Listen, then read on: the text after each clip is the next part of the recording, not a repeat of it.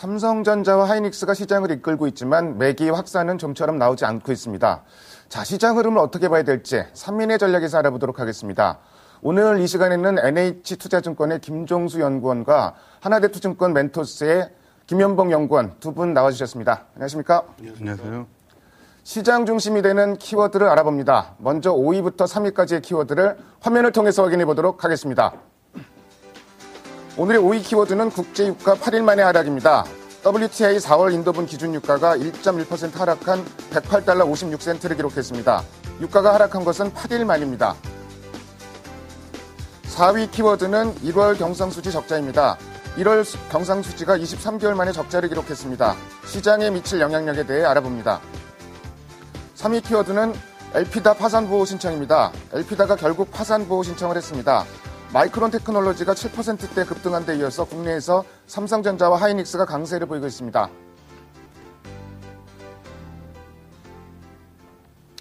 경상수지 얘기 먼저 해보겠습니다. 얼마 전에 이제 무역수지 발표됐을 때도 적자 기록했는데 시장엔 영향을 안 미쳤고요. 경상수지 오늘 아침에 적자 기록했다 이렇게 발표가 됐는데 시장에 그다지 영향을 주질 않고 있습니다. 자, 근데 국내 경기 이렇게 적자 기록했는데 펀더멘탈 좀 안심해도 될지 이런 부분이 좀 궁금한데요. 김종수 연구원께서 그 부분에 대해서 좀 말씀해 주십시오. 예. 1월 경상수지가 7억 7천 달러 이제 적자를 기록했는데요. 사실 말씀하신 것처럼 1월 수출이 27개월 만에 이제 감소 전환하면서 사실 어느 정도 예고된 상황이었습니다.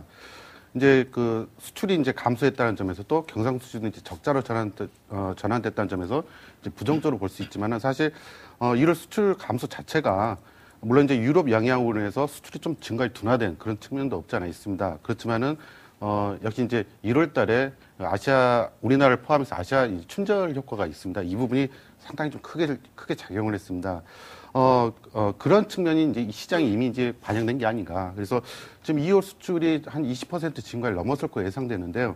지금 20일까지 수출 증가율만 보더라도 26%가 나왔습니다. 그래서 1, 2월 그 효과를 합쳐보면은 사실 수출 증가율은 계속해서 좀 증가세를 나타내는 그런 모습이기 때문에 시장에서 그렇게 좀 우려하지 않는 것을 보지 않냐. 그 최근에 이제 미국 경제 지표가 계속해서 개선 추세를 좀 보여주고 있고요. 여기서 이제 좀 뒤늦게나마 유럽이나 중국의 이 PMI 지수 좀 좋아지면서 이 실물 경기가 나빠진 정도가 이제 어느 정도 좀 멈춰주는 이제 그런 모습을 보여주고 있기 때문에 올해 우리나라 수출은 계속해서 증가세를 이어가지 않겠냐.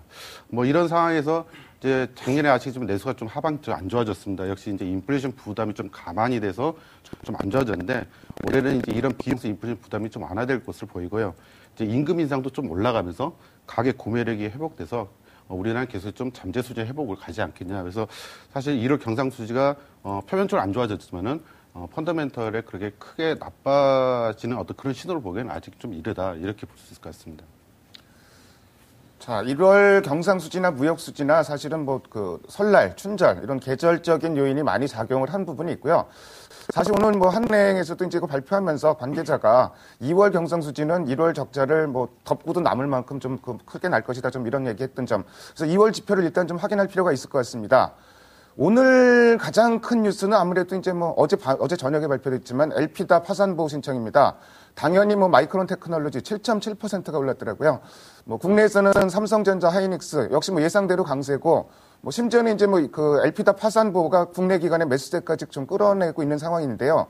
자, 이제 그 엘피다 파산보호 신청이 반도체 업계에 어떤 업황에 영향을 줄지, 그 반도체 주식은 어떤 식으로 접근해야 되는지 김연봉 연구원께서 그런 부분에 대해서 종합적으로 좀 정리해서 말씀해 주십시오.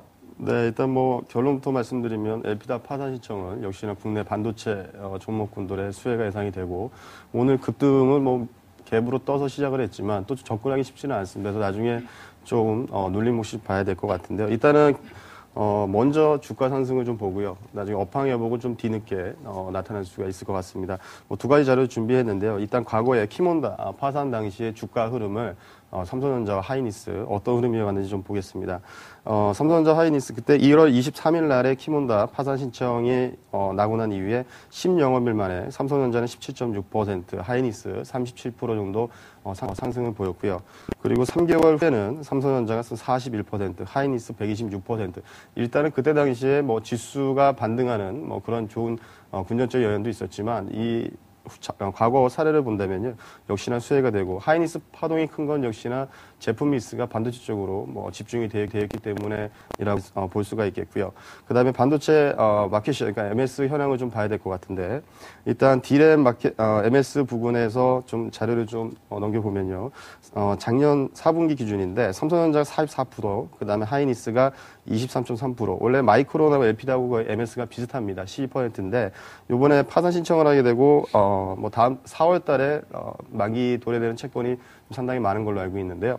여기서 만약에 LP다 파산 신청을 되면 감산을 하게 되겠고, 이 부분의 수혜는 개인적으로 마이크론 대만의 경쟁사가 아니고요. 제가 봤을 땐 삼성전자 하이닉스 쪽에 오히려 MS를 좀 증가시키는 요인일 것 같고, 또 최근에 이슈가 되는 게 스마트폰을 비롯해서 이 모바일 디바이스 기기가 좀 상당히 증가를 하는데, 이 모바일 D램에서도 MS를 보게 되면 삼성전자가 53.8%입니다. 상당히 높죠. 하이닉스도 20.8%, 엘피다가 17%였는데요. 엘피다 또 만약에 감산이 되면 이 부분의 수혜는 타 경쟁사보다 오히려 하이닉스와 삼성전자 쪽으로 증가가 될 가능성은 상당히 높게 봅니다. 그래서 결론부터 말씀을 드리면요, 일단은 이 D램 업황의 회복은 지금 2월이 다 지나가지 않습니까? 그래서 1분기 실적을 반영을 할 텐데 3월 달에 어느 정도 나오는지가 좀 중요할 것 같은데요. 지금 현재는 어떤 실적에 대한 기대감은 하이닉스는 조금 약간 덜할 것 같습니다. 근데 다만 이런 뭐 경쟁사 감산이라든지 또 반도체 업황 회복 기대감, 당분간 모멘텀 위주의 조금 상승이 더 이어질 것 같고요. 역시나 좋게 평가를 합니다. 이런 매기가 일단은 반도체 주가에 움직이는데, 또 후발 뭐 LG전자라든지 LG디스플레이 이쪽으로 좀 매기가 확산될 수 있는 그런 가능성이 있다고 보여집니다. 사실 엘피다가 파산까지 갈 거라고 누구도 예측을 해 못했습니다. 뭐 정부에서 지원해주겠지, 뭐 이런 뭐 예상들이 많았었는데, 일단 뭐 파산 보호 신청을 했고요. 어쨌든 우리나라 반도체 회사들 뭐 긍정적인 재료인 건 틀림없는 것 같습니다. 다음으로 오늘의 2위 키워드를 화면을 통해서 확인해 보도록 하겠습니다. 오늘의 2위 키워드는 국내 기관 열흘 만에 순매수입니다. 국내 기관이 주식을 살 때도 있네요. 열흘 만에 지금 엘피다이기 때문에 이제 주식을 사는 것 같은데요. 투신권에서 매수를 주도하고 있습니다.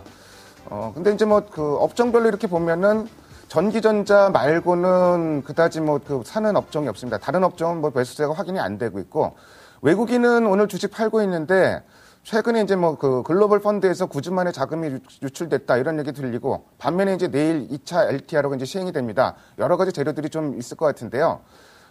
김현봉 연구원께 먼저 여쭤볼게요. 국내 기관 오늘 주식 매수했는데 좀 의미 부여할 수 있을까요? 네, 일단 뭐 엘피다 영향인 것 같은데요. 오늘 보니까 하이닉스, 삼성전자 뭐 기관에서 좀 양매수가 들어옵니다. 근데 연초 이후에 국내 주식형 펀드 자금이 한 4조 원 이상 유출이 됐고요. 작년에 뭐 증시 역할에 좀 버팀목 역할을 했던 기관, 특히 연기금에서 상당히 많이 샀는데, 올해 들어서도 역시나 매도가 나옵니다. 그래서 투신권에서 한 2조 9천억 나왔고요. 연기금에서 한 1조 3,800억 정도. 그래서 금융 IT 업종의 매수는 일단 좀 특징적인 엘피다 이슈 때문에 매수를 하는데, 아직까지 그러니까 이 투신권 자금도 결국엔 개인의 자금 이탈이겠죠. 근데 이 자금 이탈 형상 때문에 종목에 좀 쏠림 현상이 나오는데, 일단은 좀 단기 많이 올랐지 않습니까? 그래서 연초에 보니까 2050포인트가 저점 대비 한 12% 오른 인덱스로 많이 올랐는데, 당분간 좀 이탈 현상이 지속되겠지만 결국에 그 자금 역시 여타 자산 메리트를 본다면 역시 주식이거든요. 그래서 유동성도 좋고 해서 유입이 될 것 같고, 그나마 IT 쪽에서 좀 특이한 종목이 있다면 LG전자를 좀 특이하게 좀 보셔야 될 것 같습니다. 기간 지분은 연준 최고치 수준을 기록하고 있고요. 작년 11월 이후에 한 8,340억 정도의 평단가가 77,000원입니다. 그래서 아까 한 2%까지 하락을 했는데, 괴리율, 그러니까 현재가와 기간에서 산 평단가가 한 5에서 7% 정도 괴리율밖에 차이가 나지 않기 때문에 오히려 좀 분기선까지 좀 약간 이탈이 된다면 그 수준에서 좀 추가 매수할 가능성이 높겠고요. 뭐 역시나 작년 4분기에 휴대폰 사업이 7분기 만에 턴어라운드를 보였습니다. 그래서 LTE 폰이라든지 올해 스마트폰 출하량이 44% 증가를 예상이 돼요. 그래서 LG전자를 보실 때 투자 포인트 중에 하나가 역시나 이 휴대폰, 통신기기 쪽에서 얼마만큼의 영업이익을 뽑아내느냐 부분인데, 예상 실적을 조금 뽑아왔습니다. 근데 이게 실적 편차가 좀 상당히 심합니다. 특히 IT가. 그래서 약간 보수적으로 본 실적을 좀 말씀을 드리면 올해는 한 55조에서 56조 정도 전망을 좀 하고 있고요. 영업이익은 한 8,800억, 당기순이익은 조금 맥스로 보는데 한 1조 정도 보기도 합니다. 이제 좀 보수적으로 한 5,600억 정도 봤는데 만약에 1조 정도의 순이익이 나온다면 EPS가 주당 한 6,000원 정도 넘겠죠. 그래서 PER이 한 13배 정도 수준이기 때문에 좀 그게 저가 메리트인데 일단 결국에 중요한 거는요. 일단 기간 지분이 많이 사놨기 때문에 역시나 뭐 케어하는 부분이 있겠고요. 1분기 실적에서 실적이 좀 가시화된다면은 지금 오늘 같은 경우는 뭐 삼성전자는 하이니스 이쪽으로 매기가 돌지만요. LG전자라든지 기타 IT 섹터 쪽에 매기가 돌 가능성이 높겠습니다. 그래서 수급으로 봤을 때 특이한 건 LG전자를 오늘 좀 말씀을 드렸습니다. 국내 기관들 지금 저희 투신권 주식 판 거하고 또 이제 그 펀드에서 자금 빠져나간 거 비교해 보면은 글쎄 뭐 앞으로는 뭐 긍정적일지 모르겠지만 당장은 매수 여론은 좀 없다고 봐야 될 것 같으네요. 네, 뭐 최근 뭐 MMF라든지 이쪽으로 자금이 좀 유입이 되는데 일단 뭐 단계 올랐으니까 차익 실현 욕구가 강할 것 같습니다. 그리고 뭐 최근에 좀 논란이 되는 게 3월과 4월 달에 뭐 위기설 용도가 도는데 이 2,000포인트가 여러분들 과거 자료 보시면 2007년도 때 한번 고점을 찍었던 자리입니다. 5년이라는 기간이 지났는데 지금 뭐 또 불안한 얘기가 있고 3월, 4월 위기설 얘기 돌면서 또 개인 입장에서 좀 불안하거든요. 근데 지금은 이걸 생각하셔야 될 것 같습니다. 일단 바닥을 글로벌 증시가 터닝을 했다는 게 중요한 부분이고 그다음에 외국인 스탠스가 매수로 돌아섰습니다. 그러니까 교집합에서 지금은 공통적인 부분이 있기 때문에 너무 심중 앞으로 향후에 있을래 너무 두려워하지 마시고요. 지금 외국인 수급이 우하기 때문에 이쪽 종목군들로 마라톤 랠리를 하셔야 된다고 봐요. 예, 인덱스가 조정 없이 상승하는 경우는 없지 않습니까? 그래서 조금 이젠 시간과의 투자인데 3월, 4월 나타날 수 있는 그런 위기서 이런 거에 너무 위축되기보다는요. 외국인 입장에 좀 맞춰서 선호적 위주로 지금 모아갈 때로 보고요. 그다음에 기관에서 지금 특히 개인 자금이 많이 나오는데 또 일부 자문사, 또기 랩 이쪽으로도 많이 유입이 됩니다. 근데 결국 그 자금도 단기적으로는 좀 이탈 현상이 있을 수 있겠지만 메리트 면에서는 결국에는 뭐 또 자금이 또 유입이 되지 않을까 이렇게 보고 있습니다. 일단 뭐 단기적으로 봐서는 뭐 돈이 지금 안 들어오고 있지는 않지만 뭐 그렇게 뭐 시장을 기간 조정의 차원은 있겠지만 그게 뭐 비관적으로 볼 이유 없다 뭐 이런 말씀해 주셨고요. 사실 국내 기관이 주식을 팔면서도 사는 종목들은 상당히 좀 중요할 것 같은데 그 중에서도 이제 LG전자를 꼽아주셨습니다. 외국인 수급 관련해서는 사실 지난주부터 외국인 매수 강도가 뭐 뚜렷하게 좀 약화됐고 글로벌 펀드에서 또 이제 9주 만에 자금이 유출됐다 뭐 이런 얘기도 나옵니다. 반면에 이제 내일 LTR로 앞두고 있는데요. 외국인 매매 관련해서는 좀 어떻게 보세요? 네. 사실 작년 12월 21일인가요? 예. ECB에서 1차 LTR를 시행하면서 사실 이제 글로벌 유동성에 대한 기대가 상당히 높아졌고 시장에 상당히 좀 많이 반영되지 않았습니까? 이제 내일 2차 이제 LTR가 이제 실시될 예정인데요. 지금 2차 LTR로 가지고 시장에서 그 효과에 대해서 좀 이야기가 많습니다. 1차 이미 한번 기대감이 먹혔기 때문에 이제 2차는 뭐 별로 효과가 없을 거란 그런 부분도 있고요. 근데 중요한 것은 역시 이제 돈이 계속 늘어난다는 점입니다. 지금 1차 LTR로가 4,890억 유로, 우리나라 돈으로 한 사람 한 750조 원인데 우리나라 GDP 한 60% 내입니다. 어마어마한 규모죠. 지금 2차 규모도 적게는 2천억 유로에서 많게 1조까지 추정하는데 대체적으로 한 5천억 유로 내로 지금 보고 있는 것 같습니다. 근데 중요한 것은 이제 돈이 계속 이제 나온다는 거고요. 문제는 이제 이번 장기 LTR로는 이번이 끝이긴 하지만은 ECB가 계속해서 지금 일단은 국제 매입 프로그램도 현재 가동 중이고 물론 이제 그리스 2차 구제금을 해서 돈을 실질적으로 이제 지원을 하고 있고요. 이런 걸 보면은 실질적으로 ECB가 양적 완화를 계속 하고 있는 상황입니다. 물론 이제 이거 가지고 유로 재정이 그리스 문제 해결된다. 물론 이렇게 보지는 않습니다. 그러나 이 정책적인 부분이 분명히 받쳐주고 있기 때문에 최소한 작년 하반기 시장을 흔들었던 그런 불안감은 최소한 사라진 거다. 이렇게 볼 수 있을 것 같고요. 이제 ECB뿐만 아니라 이제 일본도 지금 엔화가 이제 다시 좀 엔달러 환율이 지금 올라오고 있지 않습니까? 역시 이제 중앙은행이 이제 자산 매입을 또 확대하겠다. 이런 부분이 이제 반영이 된 건데요. 어쨌든 ECB도 돈을 풀고 일본도 돈을 풀고 있습니다. 지금 미국 같은 경우에는 사실 이제 Q3에 대한 기대감이 없지 않아 있지만은 사실 미국 경제 지표들이 좋아지면서 이 부분은 이제 수면 아래로 좀 가라앉는 것 같습니다. 그렇지만 중요한 것은 계속해서 미국이 저금리 기조를 가고 있다는 거고 이제 그나마 조금 이 주택 시장이 약간의 회복 조짐을 좀 보여주면서 경제가 이제 정상화 되려는 그런 움직임을 보이고 있다는 점입니다. 그래서 이렇게 보면은 선진국, 미국, 유럽, 일본 이 선진국이 돈을 계속 지금 풀고 있고요. 여기서 이제 최근에 중국이 지준율을 인하하지 않았습니까? 이게 중국도 이제 돈을 풀기 시작했습니다. 이 G4가 지금 서로 경쟁하듯이 지금 돈을 풀고 있는데요. 사실 그렇게 본다면은 글로벌 유동성은 어떻게 보면 지금 시작이다 이렇게도 볼 수 있을 것 같고요. 결국은 말씀하신 것처럼 최근에 2월 들어서 외국인의 어떤 매수가 좀 약한 소강 상태고 그런 부분이 있긴 하지만은 우리가 좀 더 큰 그림을 그려놓고 본다면은 외국인의 유동성은 계속해서 지금 들어올 가능성이 높고 결국 그게 이제 시장을 다시 또 주도하지 않겠냐 이런 그림에서 우리가 좀 외국인 유동성 부분을 접근해야 되지 않을까 그렇게 생각이 듭니다. 최근 들어서 외국인 매수 강도가 약해지긴 했는데 지금 전 세계적으로 돈을 풀고 있는 분위기이기 때문에 또 유동성이라는 게 갑자기 생겨났다 갑자기 꺼져나는 것도 아니고 일단 유동성 측면에서는 여전히 긍정적으로 봐도 좋다 이런 말씀을 해주셨습니다. 다음으로 오늘의 1위 키워드를 화면을 통해서 확인해 보도록 하겠습니다. 오늘의 1위 키워드는 2000선 회복 시도입니다. 어제 2000선 붕괴됐는데 오늘 뭐 하루 만에 2000선 지금 회복 시도를 하고 있고요. 근데 이제 매기가 좀 확산되지는 않고 있습니다. 그러니까 뭐 대형주 내에서도 몇몇 종목만 좀 시장을 좀 이끌고 있는 양상이고, 그래서 시장을 어떻게 봐야 될지가 상당히 좀 궁금하고요. 반면 이제 코스닥은 최근에 흐름이 상당히 견조한데, 오늘도 흐름 자체는 상당히 좀 견조한 것 같습니다. 먼저 김정수 연구원께 여쭤볼게요. 오늘 시장 매기가 좀 확산되지 못하고 있는데, 예. 자 이런 흐름 어떻게 봐야 될까요? 그리고 전략도 같이 좀 세워주십시오. 예. 앞서 말씀드렸지만 1월 달에는 이제 외국인 유동성에 의해서 시장이 상당히 좋아졌고 지금은 이제 그런 부분이 약간 소강 상태 때문에 시장이 이제 멈칫하고 있습니다. 뭐 최근에 아시겠지만 이란발 그 인플레이션 부담 때문에 유가가 올라가면서 이 유가에 따른 경기의 어떤 그런 회복 지연 가능성 이게 지금 시장을 누르고 있고요. 역시 이제 일본 양자 완화가 확대되면서 엔달러 환율이 추세적으로 지금 상승을 전환했습니다. 그래서 이거 역시 우리나라 수출주에 중심으로 해서 좀 타격을 주고 있는 게 사실입니다.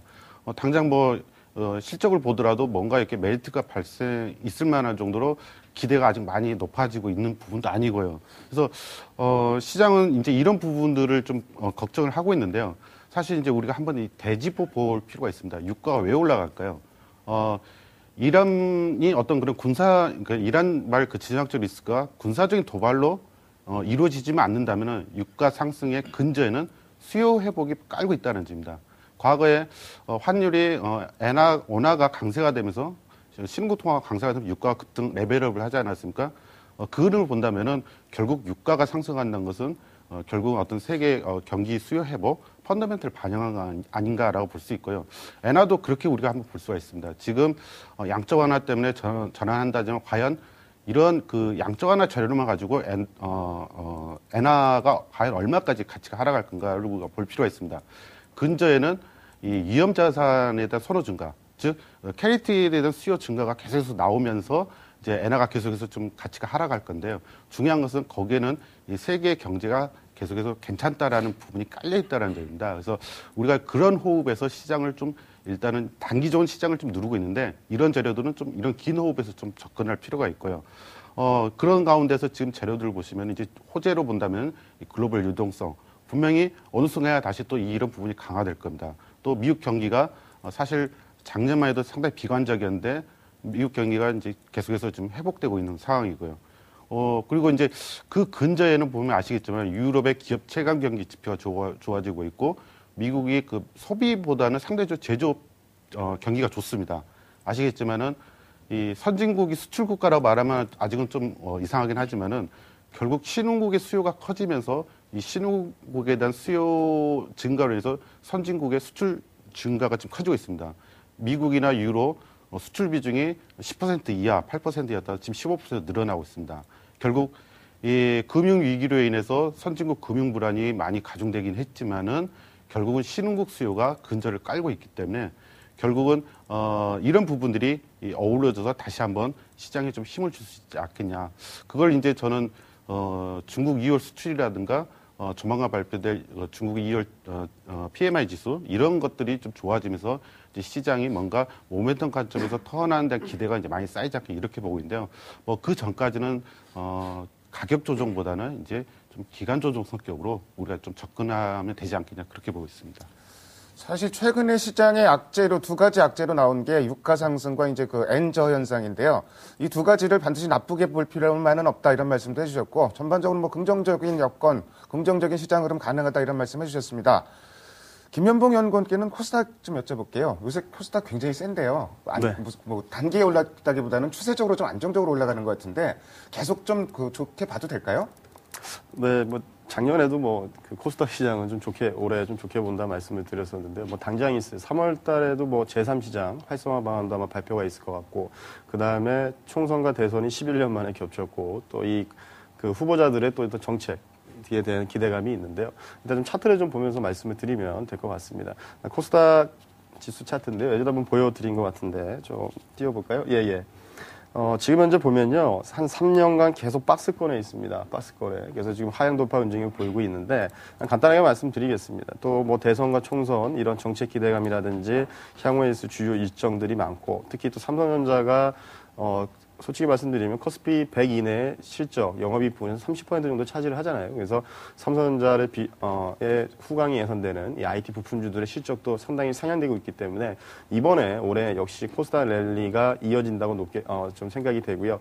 뭐 비단 테마주뿐만 아니라 개별주에서도 좀 상승하는 종목이 상당히 많이 나올 것 같아요. 그래서 3년에 이 매물권 한 540포인트 정도가 됩니다. 그래서 이 540포인트 정도만 내일이 뭐 2월 말이 되는데 하루 남았는데 좀 상향 돌파만 하게 된다면 좀 종목 랠리, 그러니까 좀 거래소도 좋게 보고요. 코스닥에서도 조금 코스닥 랠리가 좀 강하게 나올 수 있지 않을까 이렇게 보고 있습니다.